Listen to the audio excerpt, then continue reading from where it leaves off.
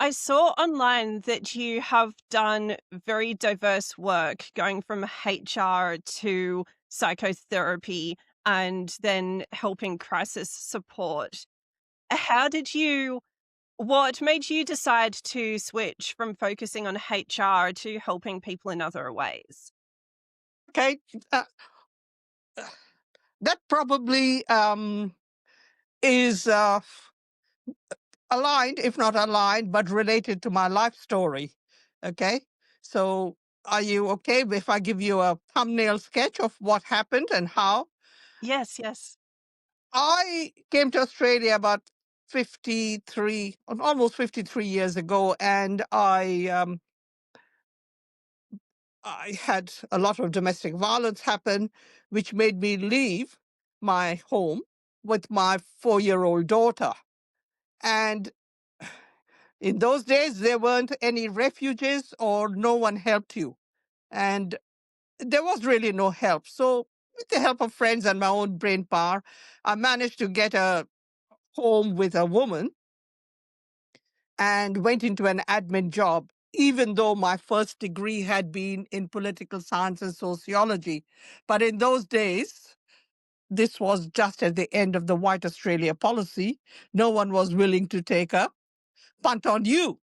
You had to prove yourself. So I did this admin work. And while was doing admin work, I thought, this is boring. I did it very well. So I started studying at night. And one of the key motivators, two key motivators were the um, the influence of my grandfather in India, who had been an HR manager for a group of companies, and the really beneficial things he did for the workers over there, including creches, educating the people, teaching them different sorts of, if not arts and crafts, giving them out of, work hours, sort of social opportunities. So that's what, and I worked in a company where the personnel manager or HR manager was one of the worst people I can ever think of, who terrorized union workers and kept the women down. So, and I thought, this doesn't align. So, and I'm talking about 50 odd years ago. So that's why I went back to uni at night and I needed special permission from the lecturers at the uni whether I'd be able to fit in, which I did. And that's what started my journey. I know you're looking at me with big eyes, but, and I was the only woman in a class of 21 white men who then, I think, ribbed me and carried on at me. I was also learning feminism at that time. So I was reading Betty Friedan and Germaine Greer and Simone de Beauvoir and using their words to fight back with these men until one of the lecturers pointed out that they were actually ribbing me and they would be good, compadres. But that started my journey. What is real HR? What should people be doing? What is the true role? And this I started in 1982 or something or the other, and I finished about 1985. But my real passion was for organization development and change. And then the MD of the organization, a lovely, sorry to say it, white man, gave me an opportunity. He said, we're having an organization development review, the first of its kind in Australia. We belonged to Rio Tinto Zinc at that time. Do you want to go on the team? And I said, yes. I almost fell on his feet and said, hey, let me go. And that was the start of my journey. But I'm now going back to what I first started with. It's to do with my values of justice. Okay, and equality and kindness and fairness. And I had a lot of that inbuilt into me by my parents and grandparents who really believed in fairness and social justice, even though they themselves were fairly well to do people. And that created my journey. So when I got into HR and then after organization development, I went into real HR roles like recruitment and training and, workers' comp and safety. I began to understand how we needed to put that into the policies and processes.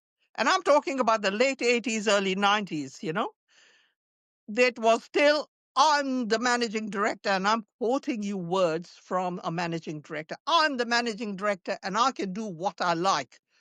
No, the law now says the Sex Discrimination Act had come in the Racial Discrimination Act in 1975, and then the Sex Discrimination Act in the early 80s.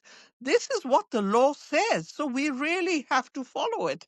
And that, then I began with the help of, and I worked out, I'm also a cluey creature, which of the managers were champions of change. So getting them on board, we began to change policies and procedures and how to get this happening. Now, I'm going to say to you, Melanie, it was not easy peasy. It was a real uphill battle. But we actually won awards from the Business Review Weekly at that time for employing people with disabilities. This is the early 90s at the Prime Minister's Award for, you know, employing people with disabilities when there wasn't, we could have just carried on like other companies by involving people in our strategy and decision making. So that gave me a lot of hope. But I go back to my values of fairness and decency. I began to then get people from the organization into my office who started talking to me, and it was almost like counseling sessions. And then I thought, ah. And one day, one of the managers teased me, oh, this is your surgery. You should, go to your next client. And that made me start thinking. And that's how, while I was an HR manager, I began to study psychotherapy and counseling. So that's the long story of the link between HR and therapy and counseling, because they're based on my personal values of compassion, kindness, justice, fairness. And it became actually a great help because I continued till 2010 when I retired, and I was HR director for a multinational at that time. But I brought those same values into each organization. And at least I can look back on my life and say, I did good things. I wasn't just your HR manager who sat and cycled on the spot on a particular, just keep peddling, get people to fill in forms and, do this and do that, but actually do something to enhance the the way women and men are treated in this organization. Be fair, be just, give them a proper process on how to handle a grievance. Or if we are breaking rules, let's do something to mend these rules. Okay? There's no point waiting, I am going to do what I like. Because what's the point? We are dealing with human lives. And so that brought me to start pulling in various bits of what I call psychotherapy and counseling, even when we were letting people go. We had to do it, but do it with kindness. Get people in to support them, get people in to help them put new CVs together, send them to places where they might get a new job. And so that was the big link, the road to psychotherapy and counseling. And when I retired, I finished a master's in psychotherapy and counseling. I actually taught for a while business studies and psychology and counseling. And now I have discovered my niche in life because I am a South Asian woman, that there is a lot of need for mental health support in the South Asian community. So that's the brief story of the last 50 years of my life. That's amazing. And you've done so much. There are so many questions emerging from this. Okay, go for it. Firstly, you mentioned feminism, and everybody has an opinion on feminism. So you have seen a long history in Australia, more than I have. I'm wondering, where would we be without feminism? Not, I think it's a wonderful opportunity. And I have belonged to the Women's Electoral Lobby, where they were the first ones to bring it to the attention of Gough Whitlam and the government at that time. And over the years, Women's Electoral Lobby and others like them have plugged away so that feminist principles are now almost becoming part of the way we look at policies and strategies going forward. And there has been a big shift, and I'm going to say that to you. Feminism has had um, not many faces, but tranches. People, it's if you want to call it, not escalating, but moving forward. So we've had the first, second, third, fourth waves of feminism. And now we are into the fifth wave, which I feel is enormously important. And I will tell you why, Melanie. And that's to do with intersectionality. Now, you know that word, intersectionality? Bit. All of us who there are, 51% of Australia is female, all right? But 30% of them come from people from other countries, okay? And their needs and what they need from policies and systems are different. I'll give you a small example, and I use this example quite a lot. And this has been very helpful to women. Okay, domestic violence is one. So white women, and I'll say Australian women, may know now that you go to some of the DV organizations and they'll find you a refuge and they'll help you get away and they'll help you get into Centrelink, blah, blah, blah. But brown and black women don't know that. They are afraid, actually afraid. And part of their culture says, don't leave your husband. So they need more support to get them to do something because their safety and that of their children is very important. So we are not telling them don't, give your husband a slap on the head and run away. We are actually telling them if your life is in danger and those of your children, these are some things that can help you. And sometimes that's a lot of guidance and counseling and support. I call it socio psychological education. But that's another, you don't have to work. So that's one bit. Here's another bit about health. We have heard recently that um, menopause, which is going to affect each one of us, is not well understood, or women just say, oh, it's the pause, it's the change, blah blah blah, carry on. And only recently we have had government health and others saying, you know we need to look at the after effects of it, the side effects. What can you do? You don't have to endure it. There's ways of getting through it. But in multicultural societies, it is known by a different name. It's the same thing is continuing. It's an affliction. In some societies, they say that's when you stop having children. Oh, another multicultural society says it is the desperate age. The desperate Now, age. we know we need to have some ways of educating these societies, all right? It's not a desperate age, it's just part of your life and growing older. Just like, getting menstruation was a part of your, life's history. Now so let's understand it, and we need to give them education in that. And this is something I talk about intersectionality, all right? Everything is not an equal playing field for women of all colors and ethnicities. The other part is, with a huge multicultural society, most, and a lot of my time goes into that, most do not understand the systems, say of Centrelink, or MyGov Aged Care. Oh, I don't know what to do. I don't know what to do. They can. So you literally need to take them by the hand. This is how you apply. This is what you need to do, because otherwise these are people who are getting left, thrown by the wayside. We can't afford to lose even one woman or child, or man for that matter. We need to explain to them. And some things are not easily understood. I'll give you one example of a male who's doing his driving test and failed 4 times on the online. What did he fail? Because he didn't understand what it meant to, um, tow a camper van or one of those caravans. He thought it was like a camel caravan. Okay. Now, this is a cultural difference. So you have to explain to him and show him a picture. When you tow a very large vehicle behind you, you need to know a few things about it. And once he got it, he passed the exam.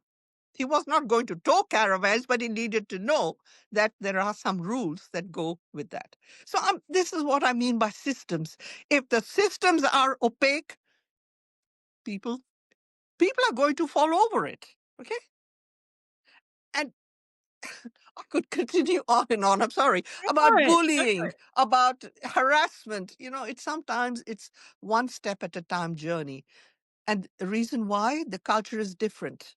The uh, let's call it South Asian and even various countries of Africa, their culture is be respectful. But sometimes you just have to ask, I don't understand what that means. Tell me. But that almost says to people, then people will think that you're an idiot because you say you don't understand. No, you just don't understand the system here. So ask respectfully, but kindly. So these are some of the things this is what I'm engaged in and writing in.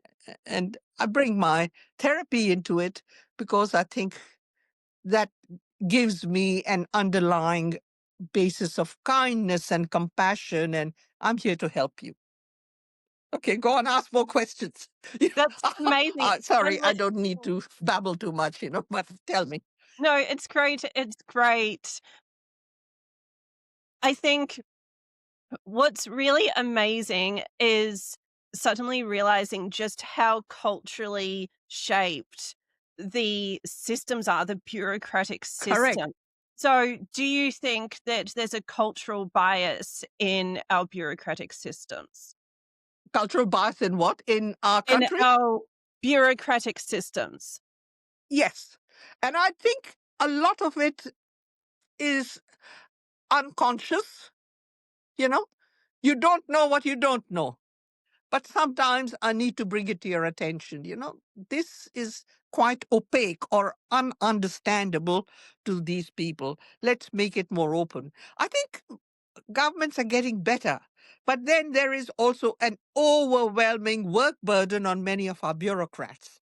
So then they go to the first thing that occurs to them. No, I don't understand it. Go somewhere else, which for a person of multicultural origin is like, he told me that he doesn't know what this is and I should run away. So I think there is an educational issue making our systems, and I think there are, places like Centrelink and others are trying to bring more multicultural and multilingual people into the arena, which is good.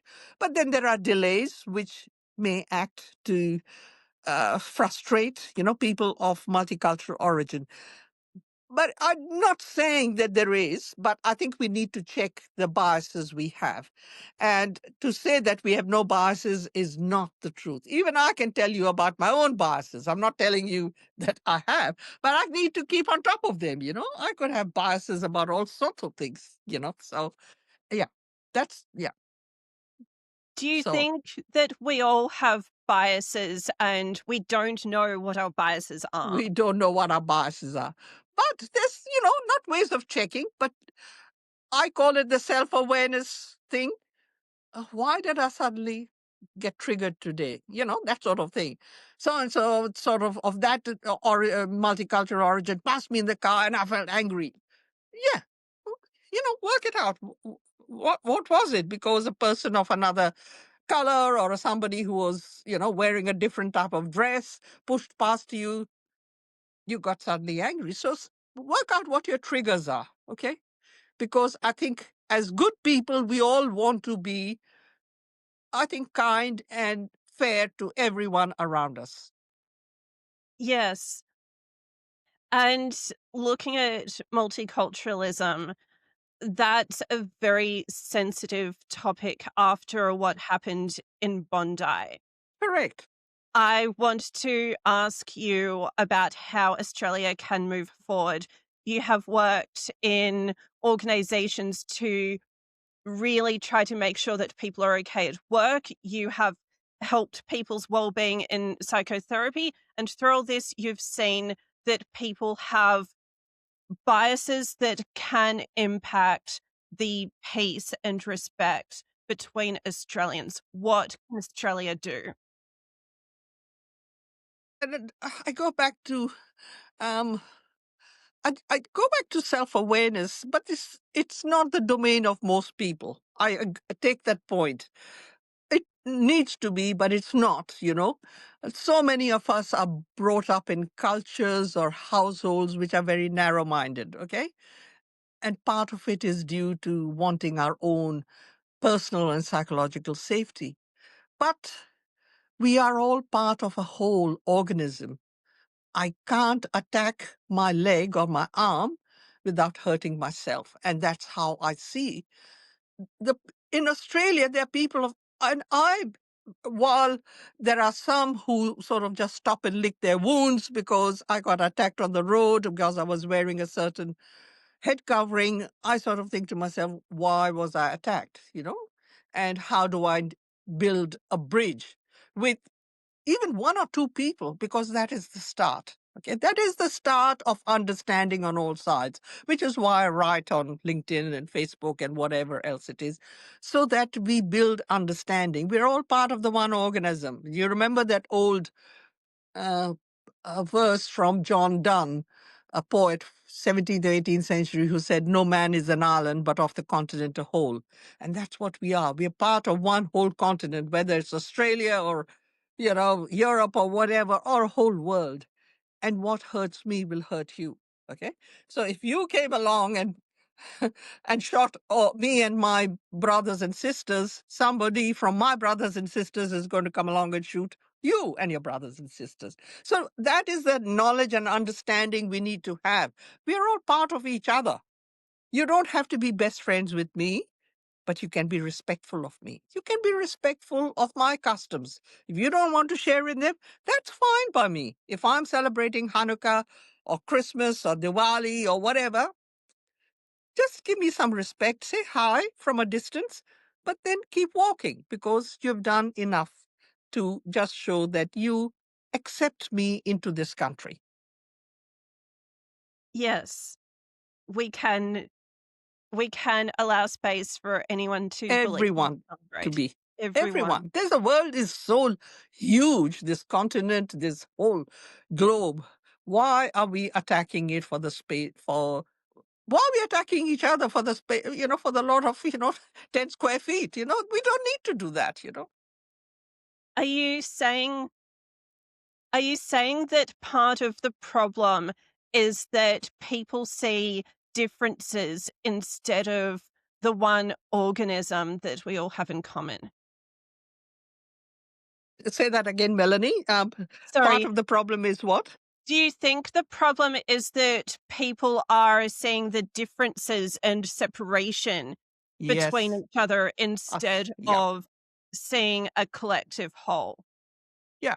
Rather than seeing a collective whole, rather than seeing our humanity, our collective humanity, they see the differences and they think those differences are somehow in opposition to them. And they're not. They're all part of the same thing. You know, you and I may like to eat different foods, but we still eat food and we like it. You like roast beef and veg, and I like something else. So it doesn't mean that we hate one another. We're just ordering our own stuff at a restaurant.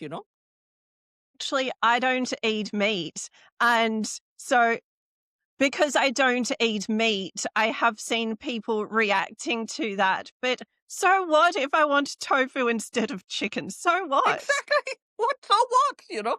So what? It's just fine. That's what is filling not just your belly, but nourishing you as an organism. Why am I worried? I have something different that nourishes me as a person. But we are not here in opposition to one another. That's, I believe in the live and let live philosophy.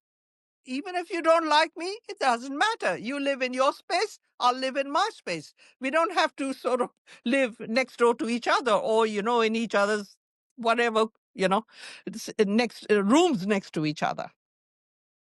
Do you have a philosophy or a spiritual belief that influences this? I I am not a religious person. I am a very much a spiritual and philosophical person. Philosophy, only recently I began to understand um, the meaning of Stoicism and eudaimonia.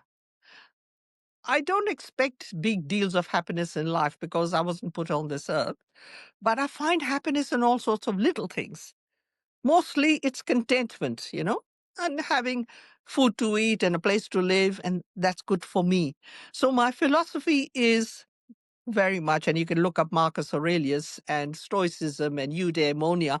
That's what I believe in, and living other people, letting other people live their lives just as I want freedom to live my life, which is, I'll take it down to why I'm glad to live in Australia, not in an extremist society. I don't want to live there. I want to be allowed to do whatever I like, as long as I'm not hurting anyone else. I'm just pleasing myself and finding joy for myself in this life. Yes, definitely. We should all be able to live how we want to live. I'm wondering if you have seen similar issues with disabilities and people overcoming trauma. Have you seen a learning curve with organizations or communities trying to understand what people need with trauma and disabilities? There is, there is, I tell you, there is so much trauma in this life. There is.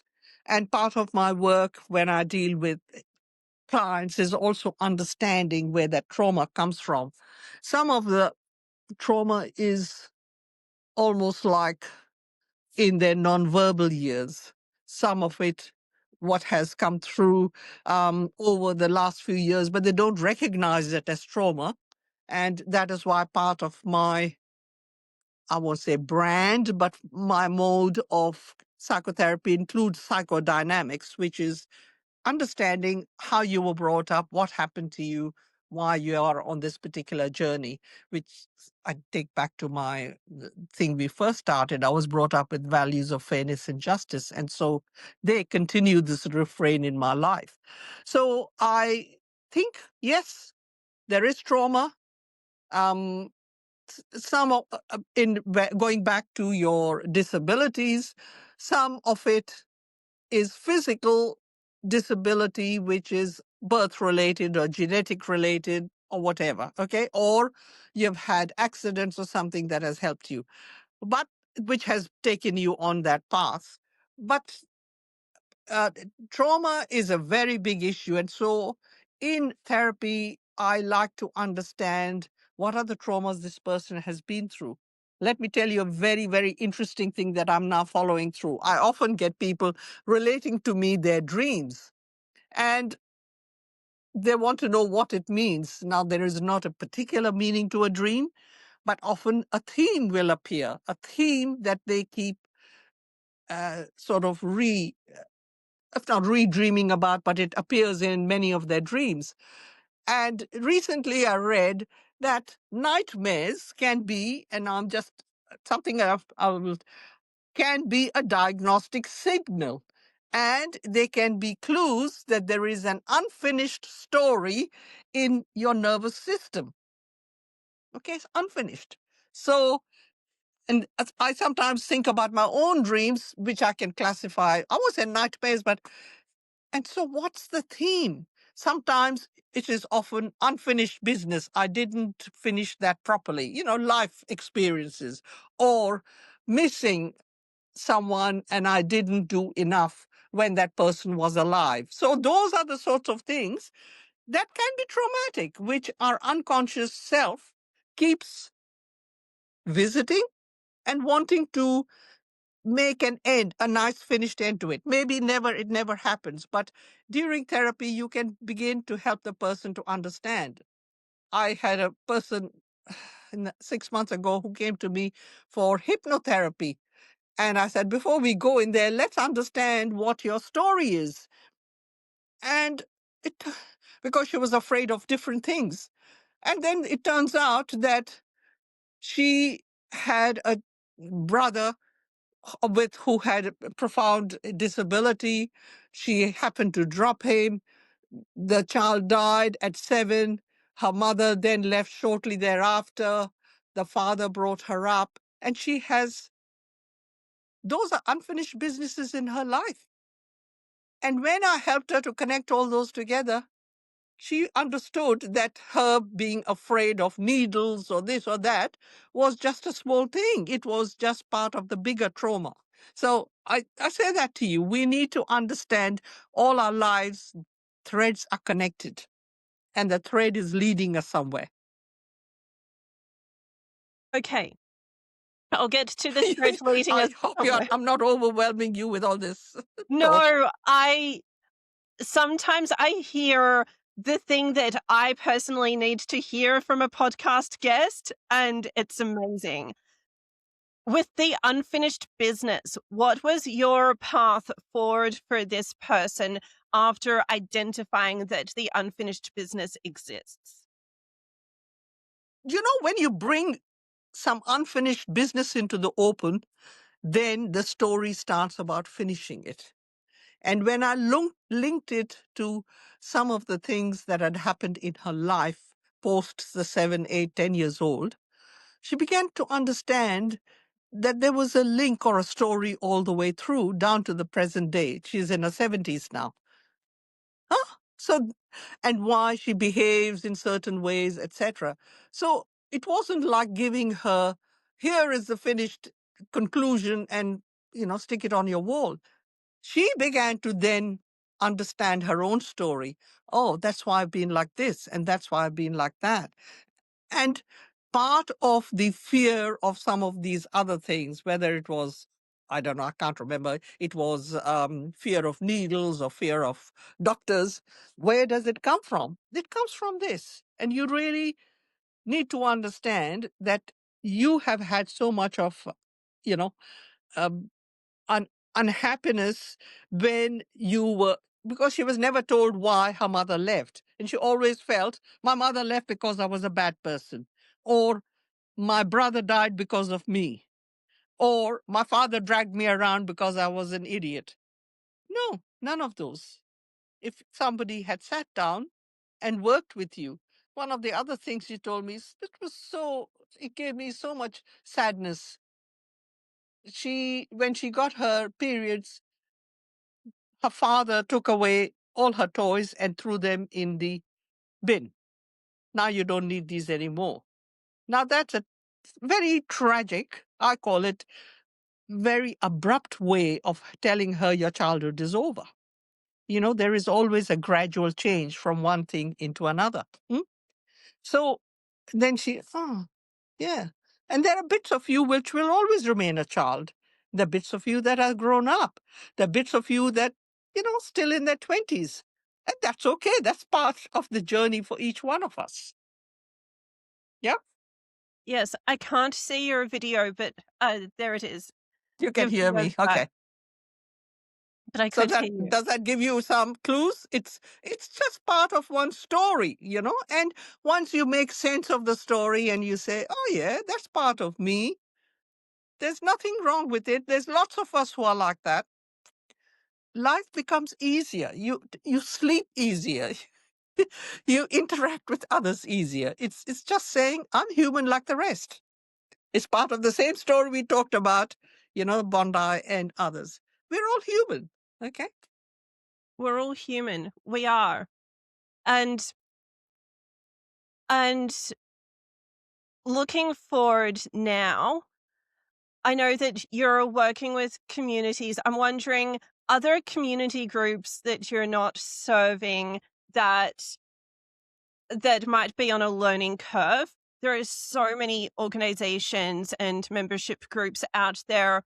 What can everybody else do as communities to encourage a culture of inclusion and recovery?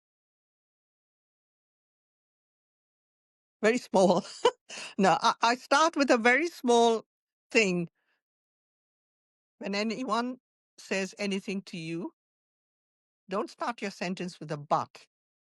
Start it with and. When you say but, you're pushing the person away. But, which means your opinion is not that worthwhile. And accepting what they're saying and saying, oh, this is the way I'm just telling you how I do it. Oh, that's an interesting way of looking at it. You don't have to say that I agree with what you're saying. You may not, but at least you're opening your mind and saying, oh, that's an interesting way to look at it. I must think some more about it. Or tell me more. And that way you open up the conversation in communities. You don't divide, you include by saying, and tell me more. How are things going?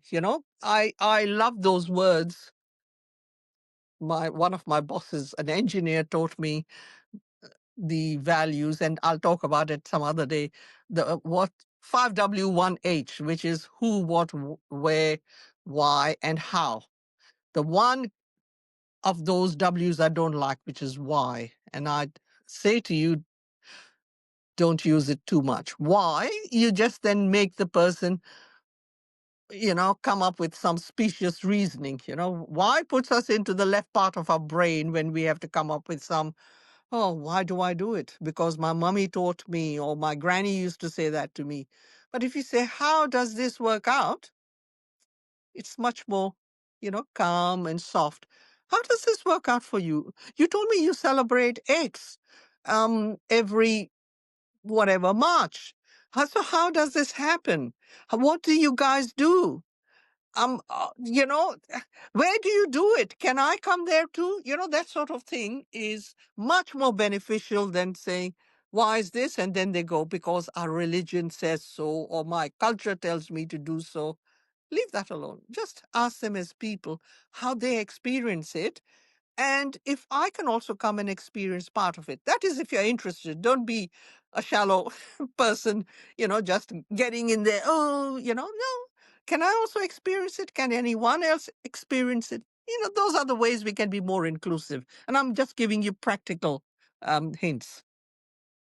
Are you saying there's potential for people to experience other people's cultures more Absolutely. directly? Absolutely. I've been to, I have been to, people when they are doing the end of Ramadan and there is a big feast. I've been to few of them. I've been to Diwali. I have been to many Christian churches, many, many actually. And goes back to my childhood. My father was a Hindu. My mother was a Christian. And they decided that their kids had to learn about all religions before they chose. Okay, so I went to lots and lots of churches. Okay, my brothers and sisters have, at least a couple of my sisters have decided to follow Christianity. My brother is more like me, though he's much more Christian in beliefs, whereas I think there's good in every religion. Okay, so we were all allowed to think for ourselves and follow Yes. our own dreams. Yes. Have you seen in all of those religious experiences, have you seen a spectrum and that everybody expresses their beliefs differently? Look, I have seen um, ethics are the same in every religion: honesty, courage, caring, compassion, etc. And while I don't know how to put this, but I will say one of the Indian sages, I think it was Vivekananda, over 130, 40 years ago, said, it's all religions are paths leading to the same destination. What we are trying to do is live good lives, and we are hoping in the in the other world that we will find some kind of relief, or merging with a God who loves us. And I think that's okay for me. Each one to remain kind and compassionate and helping your fellow man is just, it's a great way of being. I'm not going to, I will express my sorrow that if you go to one of the extreme brands of religion, which say you got to kill this sort or that sort of person, then that's not on. That, to me, has become a terrorist brand of that religion. And that can happen in Christian religions and Middle Eastern religions and Eastern religions, so don't go there. But most of the brands that have grown up are quite, they are of the live and let live variety, and I believe in that. I understand. I understand so much. I'm curious, your LinkedIn profile mentioned radio as well. Are you still doing Yeah, that? yep. I do volunteer radio in on 2RPH, and I read the New Yorker once a month.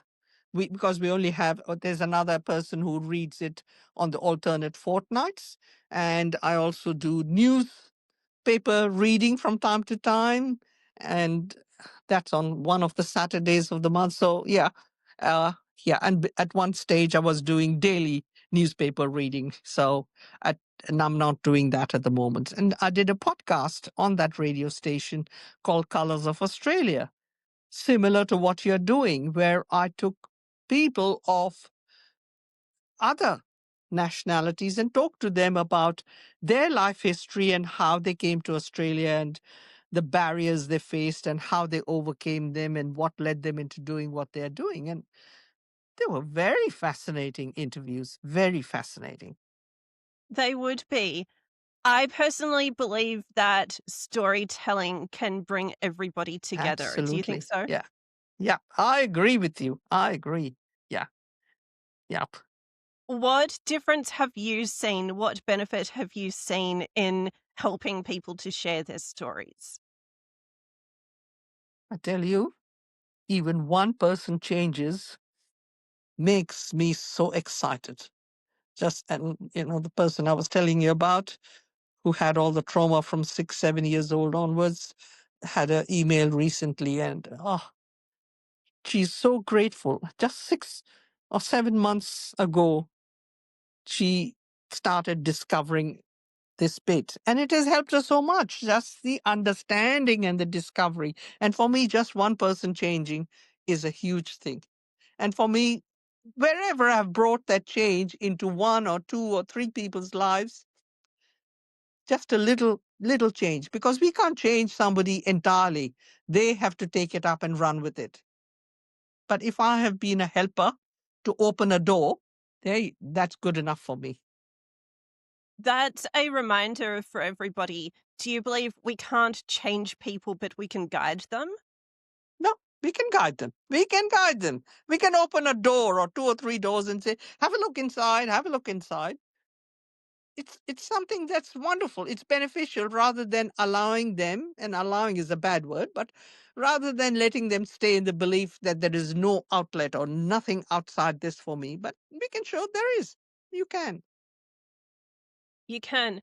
I like to wind up the the episodes with three lessons. I see that so many cultures see something in having three of something. They see the benefit in the number three. And I'm wondering, what are three lessons, wise lessons that everybody can learn from, that can be universal to help everybody to understand each other, to help everybody to be okay? Three lessons that I might have learned. Is that what you're saying, in my life, that have guided me? Um, One of my earliest lessons was the value of kindness. Even as a child, I was known by people, you know, up and down the street where we lived, as one of the kindest persons in my family. And I lived in a household of very kind people. And I also saw that role modeling. So that kindness has stayed with me. But my therapeutic knowledge helped me to also understand that sometimes my quality of kindness can be a way for people to manipulate me. Okay? Because people who have known me to be very kind have manipulated me to get money out of me or some other thing. So it's also knowing that you need to have some boundaries as well. Okay? You can be very, very kind, but you don't have to give away the station. You don't have to give away your cattle station or whatever it is. So that's one big lesson I've learned in life. The other one, that there is goodness in everyone. We just need to look for it and come at that basis from the common humanity each of us shares. We have a common humanity. We can appeal to people about, you know, how to behave in a nice and kind way. Third lesson? No, I don't know. Third lesson. What can she? I came to it late in life is loving animals and how much they add to my life. I, I don't know why. I only got a couple of cats about 15 years ago, and they have brought so much joy to my life. Animals too give us something back. So these are some of the lessons of life, my humanity, being in touch with the animal kingdom. I get great joy from just watching birds from my veranda, seeing them fly away and, come and peck whatever seeds on the ground, and being a kind person. Yes. I just wanted to ask about one of those things as we Yeah. get near the end. You said there's kindness in everybody. And some people do seriously bad things. I'm wondering, how can we see the goodness in everybody, knowing Mhm. that some people are going to do seriously bad things? Yep. Very good question. Very good question. How do I see something? I'll just use Hitler. How do see the humanity in him? I don't know. Maybe that was a small part of him. He loved his dog and he loved his girlfriend, but he lost the way. So these are people who have lost the way to stay in touch with their humanity. I can't do anything for them, but for ordinary people that I meet in my journey, I can extend my humanity to them. It's up to them to take hold of my helping hand that I give them. And if they don't want to, then that's their independence. That's their, you know, whatever road that they're choosing to go on, and that's okay for them.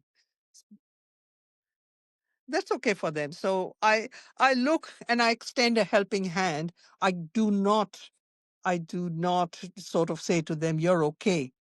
Because if they're not doing okay things, then they're not okay. But I'd say to them, there's a better way than this rather than being like that. But if that's what they want to do, then I'll let them go. You go in peace, do what you like. And here, I don't know, you can use it as the ending of my own story is I learned a long time ago, and I think it's from a book by a very famous author of F. Scott Peck. I don't know if you know, The Road Less Traveled. So we come to a fork in the road, and sometimes it's easy to go down that road if you want to, just be things for yourself and do things for yourself, or you want to hit and beat and squeal and carry on. Well, that's all right. But I have chosen the road less traveled. And for me, that road less traveled is also to look at what I'm doing every day. Am I doing something that's good for me and good for my community? I can't influence the world, but I can influence the people around me. If they give me, I won't say badness, but they give me anger or rage or, snipey comments, I don't have to reply in the same way. I can just say, okay, you're in a bad mood today, and walk away from there until I find them in a better way.